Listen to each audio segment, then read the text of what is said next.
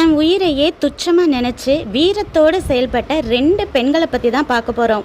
ஒன்று யாகேல், இன்னொன்று வந்து தெபோராள். பார்க்கலாம். இப்போ நம்ம என்ன பார்க்க போகிறோம், யாபீன் அப்படிங்கிற ஒரு கானானிய ராஜா.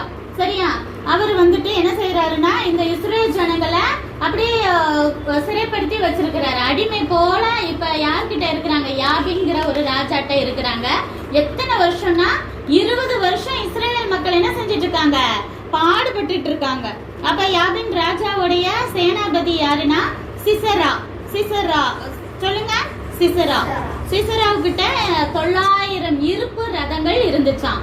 அப்ப வந்துட்டு இதுல வந்து தெபோராள் அப்படிங்கிறவங்க தான் இஸ்ரேல் தேசத்துல ஒரு பெண்ணை வந்துட்டு தேவன் எப்படி பயன்படுத்துறாருன்னா ஒரு நியாயாதிபதியா. மோஸ்ட்லி நம்ம வந்து ஜென்ஸ் தான் பார்த்திருப்போம்.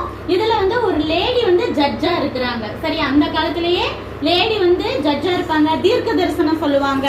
இப்ப ஏதாவது ஒரு யுத்தத்துல போய் ஜெயிக்கணும்னா யார்கிட்ட தான் வந்து கேட்பாங்க, நியாயாதிபதி சாமுவேல் இந்த மாதிரி பெரிய ஆள்கிட்ட தானே கேட்பாங்க.